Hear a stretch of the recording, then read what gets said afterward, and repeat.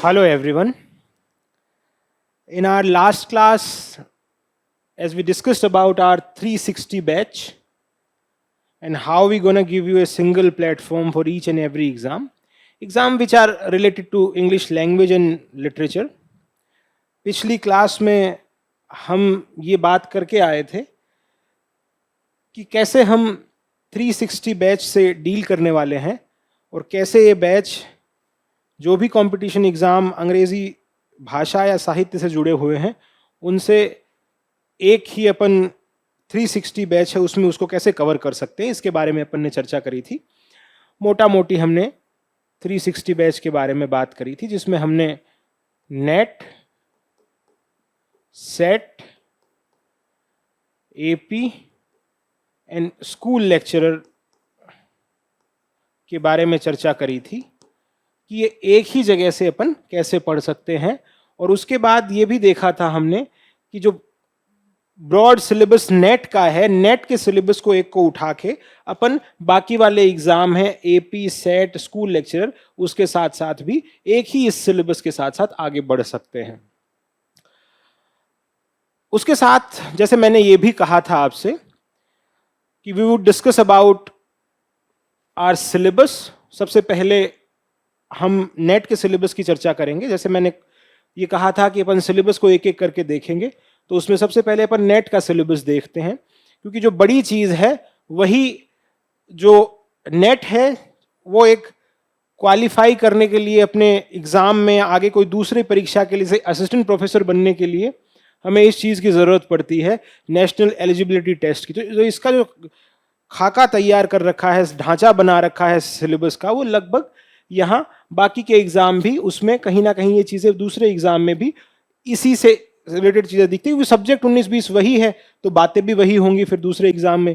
तो इसको अगर आप ढंग से कवर करते हैं तो ये चीज़ें भी बनती हुई नज़र आती हैं। इसके बारे में अपन ने चर्चा करी थी। हमने ये भी देखा था कि हर एक बड़ी यूनिट के साथ अपन ऑफलाइन टेस्ट सीरीज भी रखेंगे, जो आप यहाँ जो बच्चे हैं वो यहाँ से अप्रोच कर सकते हैं, जो ऑनलाइन पढ़ रहे हैं वो ऑनलाइन बेसिस पे उससे डील कर सकते हैं।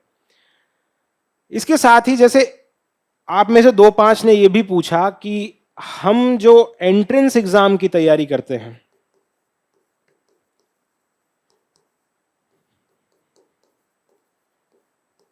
जैसे entrance exam for example Rajasthan university का है, एंट्रेंस एग्जाम आप सीयूईटी की तरफ से दे रहे हैं, किसी सेंट्रल यूनिवर्सिटी का दे रहे हैं, तो उसको कैसे देखा जाए, उससे कैसे डील कर सकते हैं अपन, तो उसके बारे में भी थोड़ा आज सिलेबस की चर्चा करते वक्त अपन बात करेंगे। नेट का सिलेबस अपन बात कर रहे हैं, उस पर डिस्कस कर रहे हैं, तो एंट्रेंस एग्जाम का की बात भी उसमें बीच में कहीं ना कहीं आएगी। और आज की क्लास की हाजिरी ही अपनी इसी वजह से है कि अपन सिलेबस को एक बार थोड़ा देखें, थोड़ा खोल के समझें उसमें क्या बात करी गई।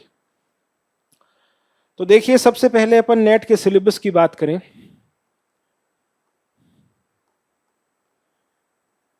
इसके साथ साथ मैं 2 चीजें आपको और बता दूं। पहले, ये जो एग्जाम हुआ करता था ये एक वक्त में सब्जेक्टिव हुआ करता था, जो इसकी बहुत बेहतर अप्रोच थी। आज के वक्त ये एग्जाम ऑब्जेक्टिव बेस पे हुआ करता है, यानी कि एमसीक्यू वाले सवाल, 4 ऑप्शन वाले चीजें आपसे पूछी जाती हैं इसमें। पहले वक्त में ये सब्जेक्टिव हुआ करता था, कुछ हिस्सा ऑब्जेक्टिव था, कुछ हिस्सा सब्जेक्टिव हुआ करता था। अब इस नेट के साथ अंग्रेजी में कई वहम पाले होते हैं, कई भ्रम होते हैं, कई इल्यूजन्स में अपन चलते हैं, और वो बबल है वो बनाया जाता है। वो बबल ये है कि अंग्रेजी में नेट क्या कुछ अलग है। तो इसके बारे में अपन ने पहले भी एक बारी बात करी थी कि बाकी जितनी भी परीक्षाएं हो रही हैं वैसा ही नेट अंग्रेजी का है, कोई अलग चीज नहीं है। वही 6% बच्चे 6-6 महीने में एग्जाम हो रहा है, उसको क्वालिफाई करते हैं। क्वालिफाइंग एग्जाम है, इससे कोई नौकरी नहीं मिल रही है, तो टफ वाली बात इसमें कहीं भी नहीं है। और आजकल तो फर्स्ट पेपर है इसके साथ आपके पास, तो फर्स्ट पेपर जिसका अच्छा है उसको तो सब्जेक्ट वैसे जोर ही नहीं आ रहा नेट करने में, मगर जो फर्स्ट पेपर के बेसिस पे करके जाता है फिर वो नौकरी लगते वक्त जो तैयारी करता है उसमें उसकी दिक्कत आती। तो ये छोटी सी एक सिलेबस को डिस्कस करने से पहले चर्चा करने की जरूरत इसके बारे में इसलिए पड़ी है क्योंकि जो भ्रम है, जो मिथ है, उनसे कहीं ना कहीं निकला जाए तो बेहतर रहेगा अपने लिए। तो ये वैसा ही एग्जाम है जैसा बाकी सब्जेक्ट में नेट हुआ करता है, वैसा ही अंग्रेजी के साथ है, कुछ अलग नहीं है। अब अपन इसकी सिलेबस की बात करते हैं और खासकर जो अपने लिटरेचर का है उस पर बात कर रहे हैं। फर्स्ट जो इसका पेपर है, जो रिसर्च मेथोडोलॉजी का पेपर है, मैथ्स एंड रीजनिंग जिसमें पूछी जा रही है, उससे इतर अपन सब्जेक्ट के ऊपर बात करते हैं। देखिए इसमें जो पहली 4 यूनिट हैं आपकी, जैसे फॉर एग्जांपल यहां अपन शुरू करें ड्रामा, फर्स्ट यूनिट, फिर पोएट्री अपने पास है, फिर थर्ड यूनिट अपने पास फिक्शन है, और फोर्थ है अपने पास वो नॉन फिक्शन है, इसे आप प्रोज भी कह सकते हैं, नॉन फिक्शन या फिर प्रोज। यहां आप शॉर्ट स्टोरी भी साथ में, नॉवल भी साथ में ऐड कर सकते हैं, शॉर्ट स्टोरी एंड नॉवल। अब करने को इसमें नॉवेला भी कर लो, शॉर्ट स्टोरी भी कर लो, नॉवल भी कर लो, कई चीजें अपन डाल सकते हैं। ये सबसे बड़ा हिस्सा है आपके नेट के लिए, मेजर हिस्सा। ये इससे सवाल बहुत ज्यादा बनते दिखते हैं, बाकी की चीजें भी हैं, मगर ये बड़ा एरिया, बड़ी चीजें कवर करता हुआ दिखता है अपन को। इनको इन्होंने, जैसे अपन कल भी बात करते वक्त ये देखा था कि इन्होंने सिंप्लीफाई करके रखा है, इसको अपन एक्सटेंड करके समझने की कोशिश करेंगे।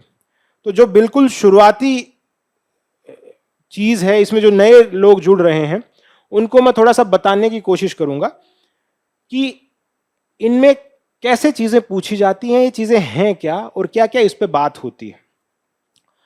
तो देखिए सबसे पहले अगर अपन ड्रामा, पोइट्री, इन चीजों की बात करें, ये 2 चीजें वो लिटरेचर में आपको सबसे पहले दिखेंगी।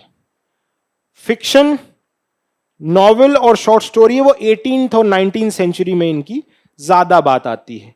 नॉन फिक्शन प्रोज है, ये आपको कहीं ना कहीं खासकर इंग्लिश लिटरेचर में रेनेसों के टाइम से देखना शुरू हो जाता है। तो जैसे मैं इसे थोड़ा पहले इन 2 यूनिट के ऊपर चर्चा करूं, ड्रामा और पोइट्री पे। देखिए कविता है, उसको अलग अलग विधाओं में बांटा जाता है, अलग अलग तरीके से लिखा जाता है, और उसके लिखने के तरीके से ही उसे हमने अलग अलग तरीके चीजों में डिवाइड करके देखा जा सकता है। जैसे पहले ही देखें अपन, अपने पास है लिरिक पोइट्री, जैसे अपने पास है नैरेटिव पोइट्री, जैसे अपने पास है ड्रामेटिक पोइट्री।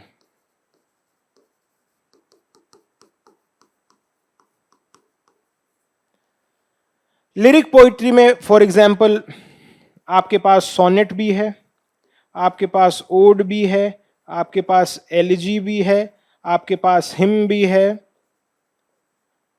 ये एज ए एग्जाम्पल अपन देखते हैं। नैरेटिव में फॉर एग्जाम्पल आपके पास एपिक है, आपके पास बैलेड है। ड्रामेटिक में आपके पास ट्रेजेडी और कॉमेडी।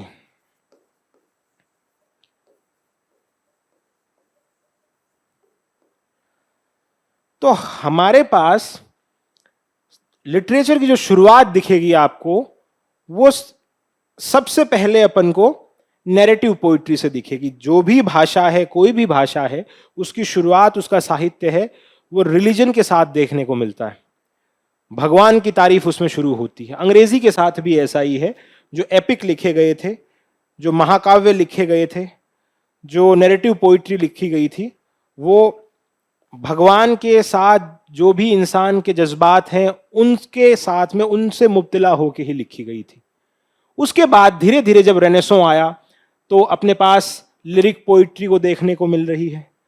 ड्रामेटिक पोइट्री भी पहले ड्रामा था, उसमें भी रिलीजियस टोन ही थी, मिस्ट्री, मोरालिटी, इंटरल्यूड वगैरह, ये सब चीजें इस तरह के प्ले होते थे। वो भी भगवान, रिलीजन का कहीं ना कहीं एस्पेक्ट उनमें दिखता था। धीरे धीरे जैसे जैसे सोसाइटी बदली, जैसे जैसे समाज बदला, वहां फिर ट्रेजेडी, कॉमेडी में भी, पोइट्री में भी, लिरिक पोइट्री में भी अलग अलग चीजों में बदलाव देखने को मिले वक्त के साथ अपन को। जैसे अब आपके साथ एक सवाल यह भी आएगा कि ड्रामा है, उसे ड्रामेटिक पोइट्री क्यों बोला गया है? तो एक क्लासिकल टर्म, क्लासिकल अप्रोच यहां देखने को मिलती है। जब से लिटरेचर हमने शुरू हुआ या क्लासिकल एरिस्टोटल की अपन तक बात करें तो वो उस वक्त लिटरेचर है वो वर्स में लिखा जाता था, वो कविता की फॉर्म में ही लिखा जाता था। और यही एक दो विधाएं थी, ट्रेजेडी थी, कॉमेडी थी, नैरेटिव पोइट्री हुआ करती थी। तो उस वक्त जो लिखने का कहन का तरीका था वो कविता नुमा हुआ करता था। धीरे धीरे स्लोली ग्रेजुअली चीजें बदली। यही ट्रेजेडी कॉमेडी जब रेनेसो आता है, जब इंसान की अहमियत बढ़ती है, खुदा को थोड़ा, रिलीजन को थोड़ा साइड में रखा जाता है, तो ये इंसानी जज्बात, एहसासात और फितरत के ऊपर ट्रेजेडी कॉमेडीज लिखी जाने लगी। इसमें आइडिया ऑफ लव भी आ गया, रोमांस भी आ गया, रिवेंज भी आ गया, इस तरह की बातें होने लग गई। तो ये ड्रामेटिक पोइट्री, ड्रामा, इसको अपन इस हिसाब से पढ़ते हैं। इसी ड्रामा की फिर अपन, इसका एवोल्यूशन होता है धीरे धीरे। ये अपन आज के वक्त तक आके उसमें कई टेक्निक और नई आ गई हैं। अपन पोस्ट मॉडर्न तक जाते हैं तो अपन एब्सर्ड की बात भी करते हैं, एब्सर्ड ड्रामा के बारे में भी पढ़ते हैं, जिसमें कहीं ना कहीं मॉडर्न पोस्ट मॉडर्न दोनों का टच आपको दिखेगा। वो एब्सर्ड ड्रामा भी आ चुका है वक्त के साथ। यही लिरिक पोइट्री भी रेनेसो में, एलिजाबेथन एज के टाइम पे अपन को, या रोमांटिक एज में ज्यादा इंपॉर्टेंट दिखेगी। और इसकी खास बात यह है, ये भी इंसान के जज्बात हैं, इंसान का इंसान से प्रेम के बारे में बात करती हुई नजर आए। इस पोइट्री में भी 19-20 वक्त के साथ चेंजेस आते गए। तो मेजर चीजें हैं लिटरेचर के शुरुआत होने की, वो यहां अपन को दिख रही हैं, दोनों ड्रामा और पोइट्री। कोर क्रक्स यहां दिखता है। समय के साथ इन चीजों में, ये जो core lyric poetry, narrative poetry, dramatic poetry है, इनमें बदलाव कहीं ना कहीं देखने को मिलने लगा। अब जब लिटरेचर अपना 18th सेंचुरी तक आता है,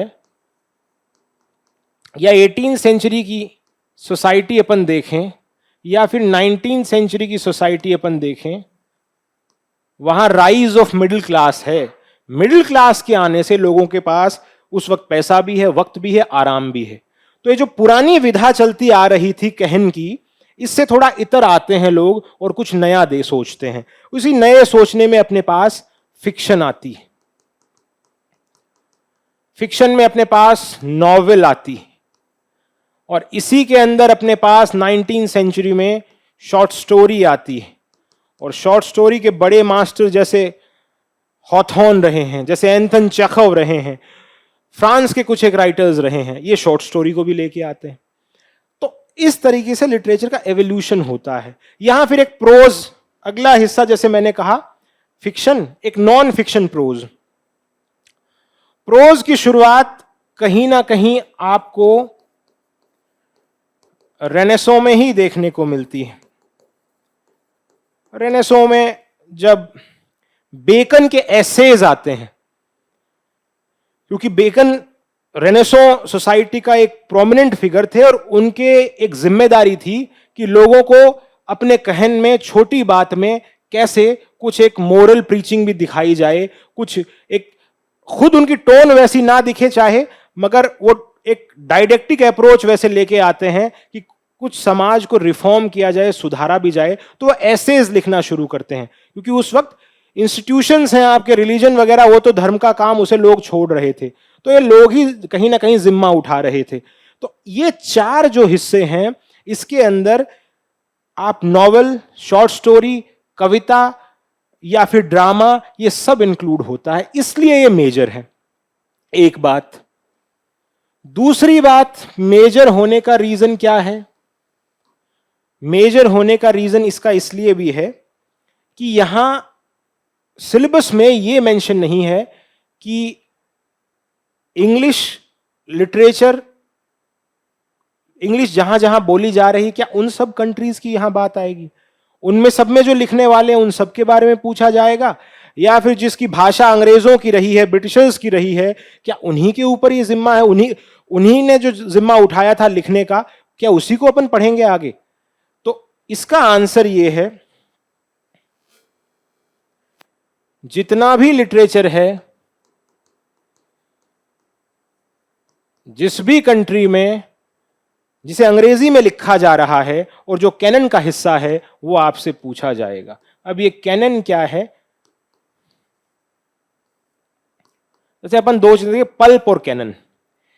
कैनन है वक्त के साथ जो चीज, जो राइटर इतना जिसे इतना तराशा गया है, जो इतना मजबूत है, जो हिस्ट्री को कहीं ना कहीं डोमिनेट कर रहा है, उसको याद किया जाए। जैसे फॉर एग्जाम्पल शेक्सपियर है। शेक्सपियर को पहले भी पढ़ा जाता था, आज भी पढ़ा जाता है और आगे भी पढ़ा जाएगा। ये कैनन का हिस्सा है। पल्प का मतलब लुगदी साहित्य। तो इस लुगदी वाले साहित्य को आपसे ज्यादा चीजें नहीं होती हैं। इस कैनन कैनोनिकल लिटरेचर है, उसी पे सवाल आएंगे। और कैनोनिकल लिटरेचर कहां की? वो ब्रिटिश भी हो सकती है, वो अमेरिकन भी हो सकती है, वो इंडियन भी हो सकती है, वो अदर वर्ल्ड की भी हो सकती है। जैसे फॉर एग्जाम्पल, जैसे ऐसे समझ सकते हैं, वो नॉर्थ अमेरिका की भी हो सकती है, वो लैटिन अमेरिका की भी हो सकती है, वो चाइना की भी हो सकती है। अगर कोई अंग्रेजी में खूबसूरत लिख रहा है और कैनन का हिस्सा है, वो एशिया के जो भी हिस्से हैं वहां भी हो सकती है। एशिया में यहां इंडिया की भी हो सकती है, वो कनाडा की भी हो सकती है, वो अफ्रीकन कंट्रीज हैं वहां की भी हो सकती है, क्योंकि इनकी आवाजें सबकी अलग अलग हैं। कई कॉलोनियलिज्म से परेशान लोग यहां लिख रहे हैं। वो जो आज के जो मार्जिनलाइज्ड लोग हैं, जैसे इंडिया में दलित्स हैं, वो उनकी भी हो सकती है। तो ये एक ब्रॉड चीज, इसीलिए मैंने कहा कि वो मेजर हिस्सा है, क्योंकि वहां हर एक चीज को छोड़ा नहीं गया, कहीं ना कहीं चीजों को शामिल किया गया है। हर एक हिस्से को, अंग्रेजी जहां बोली जा रही है और अंग्रेजी में जहां लिखा जा रहा है, जहां ऑडियंस है और जो एक राइटर को कैनन का हिस्सा बना रही। जैसे इंडियन राइटर्स हैं, इंडियन राइटिंग इन इंग्लिश है, उसके बारे में भी, उससे भी सवाल आ रहे हैं, उसके राइटर से भी डील किया जाता है। तो यहां हमने जो मेजर चीज देखी है वो यही है कि ये चार चीजें बहुत इंपॉर्टेंट हैं। अब सवाल ये आता है, जैसे मैंने पीछे ये कहा था, एंट्रेंस एग्जाम वाले बच्चे इसमें कितना फिर करें शुरुआत में, क्योंकि इनकी अभी बीए हुई होगी, तो उनके लिए जो इंपॉर्टेंट चीज बनती है वो ब्रिटिश लिटरेचर खास बनती है। ब्रिटिश लिटरेचर है वो खास बनती है। अब वो क्या पढ़ें, कौन सी किताबें पढ़ें, उन पे भी अपन बात करेंगे अगली क्लास में। जरूरी किताबें कौन सी हैं जिनसे आप इस चीज को कहीं ना कहीं पढ़ सकते हो और इससे इस एग्जाम को क्रैक कर सकते हो। तो ब्रिटिश लिटरेचर उनके लिए खास है जो एंट्रेंस एग्जाम की तैयारी कर रहे हैं, जो भी बच्चे। तो ये वाली चीज एक अपन ने चर्चा करी। ये चार जो हेडिंग थी हमारी, drama, poetry, fiction, short story, इसमें मोटा मोटा लिटरेचर को कवर किया जाता है। अगली जो बात करने वाले हैं अपन, जो आगे के टॉपिक हैं, इसमें जो फिफ्थ टॉपिक है अपना, वो है English in use. English in use, उसी के अंदर आपकी पीडागॉजी का भी जिक्र है, पीडागॉजी का जिक्र है, इंग्लिश इन यूज का जिक्र है, इंग्लिश के अंदर मेथड कौन से हैं उसका जिक्र है, इसके बेसिक कंसेप्ट क्या हैं इसका जिक्र है।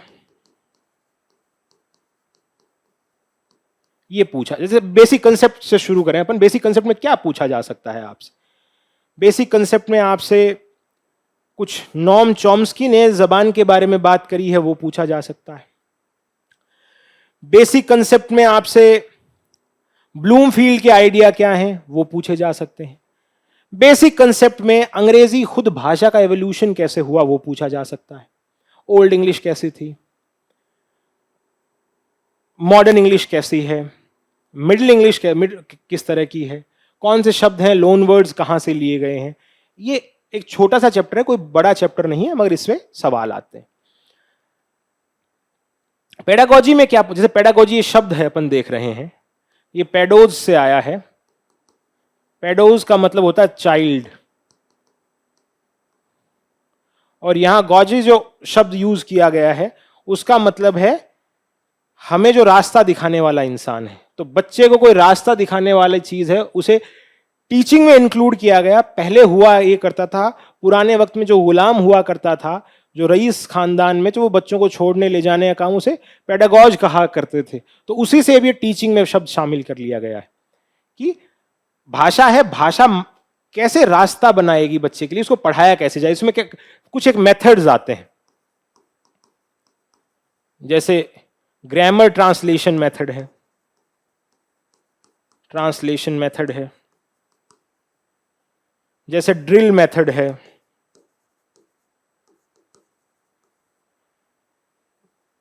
तो इन चीजों पे इसमें खासकर बात होती है। अब एक चीज बचती है, इंग्लिश इन यूज। इस पे क्या सवाल पूछेंगे? इंग्लिश इन यूज में जैसे पिजिन क्या है, जैसे क्रियोल क्या है, जैसे रजिस्टर क्या है, जैसे जार्गन क्या है, तो ऐसे लैंग्वेज को खोल के समझने की बात है। अगर कोई असिस्टेंट प्रोफेसर के लिए अप्रोच कर रहा है, नेट का एक क्वालिफाइंग असिस्टेंट प्रोफेसर के लिए जो क्वालिफाइंग एग्जाम है उसको क्रैक कर रहा है, तो उसमें इतनी तमीज पैदा करी जाए कि वो भाषा के कुछ एक हिस्सों के बारे में जानकारी जरूर रखे। और इसमें जैसे बेसिक कंसेप्ट में एक दो चीजें आपसे सिंटेक्स पूछ लिया जाएगा, आपसे मॉर्फीम पूछ लिया जाएगा, आपसे जैसे शुरुआत ही फनीम से होती है, फनीम पूछ लिया जाएगा। तो ये कुछ एक चीजें छोटे टॉपिक हैं, इनसे भी सवाल आते हैं, ये अपन ने इसके बारे में बात करी। पीछे अपन देख के आए हैं drama, poetry, fiction, short story, इसके बारे में चर्चा करी। इसमें एक चीज और आप ध्यान कर सकते हैं, इनको पढ़ने की कुछ टेक्निक भी हुआ करती हैं, उन टेक्निक पे भी सवाल आते हैं, जैसे स्कैंशन बोलते हैं, या फिर अपन इस चीज को कहते हैं प्रोसडी, साइंस ऑफ वर्सिफिकेशन। पढ़ने का साइंस क्या है, जैसे मीटर क्या है, जैसे अपने पास राइम क्या है, जैसे अपने पास राइम स्कीम इसकी कैसे है, मीटर में कौन सा मीटर है, आयम्बिक है, आयम्बिक पेंटामीटर है, टेट्रामीटर है, ट्रॉकी है, इस तरह के सवाल आपसे इसमें भी बनते हैं। इन्हीं चीजों में मोटा मोटी अपन देखें, ये किस वक्त कैसी पैदा हुई, किस वक्त कैसी दिख रही थी, उसे ब्रिटिश हिस्ट्री के साथ अटैच करके इनको पढ़ा जाता है। तो उसमें कुछ मूवमेंट्स भी आते हैं, उन मूवमेंट्स को भी पढ़ा जाता है। तो 19-20 जैसे मैंने बताया मेजर हिस्से की अपन ने चर्चा करी। उसके बाद अपन ने जो 5th यहां हेडिंग है उसके बारे में English and use, pedagogy, basic concept, इसके बारे में बात करी। अगला जो हिस्सा है अपना वो है इंग्लिश इन इंडिया।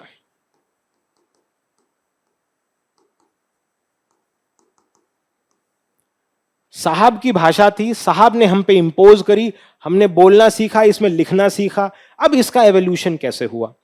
इसका एवोल्यूशन स्लोली ग्रेजुअली, कुछ चार्टर एक्ट आए 1813 का, कुछ वुड डिस्पैच आया जिसने अंग्रेजी को अपनी तरफ खींचा, मैकॉले का माइन्यूट आया, उसने अपनी तरफ खींचा। तो चीजों में कौन कौन सी चीजें, अंग्रेजी भाषा हिंदुस्तान में कैसी है, उसके बारे में भी सवाल आता है। तो एक हिस्सा ये है इसमें। अगली चीज जिस पे अपन बात करेंगे वो है literary criticism,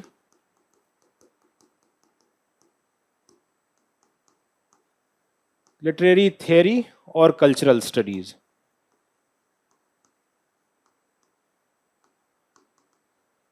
cultural studies, literary theory और लिटरेरी क्रिटिसिज्म। लिटरेरी थियरी आपको दिखेगी लगभग पोस्ट वॉर, इसीलिए सब्जेक्ट में पोस्ट वॉर लिखा हुआ है। थियरी से पहले ट्रेडिशनल क्रिटिसिज्म थी, या ह्यूमनिज्म जिसे कहते हैं, लिबरल ह्यूमनिस्ट का दौर था। थियरी कोई बहुत ब्रॉड हेडिंग उस वक्त आई नहीं थी।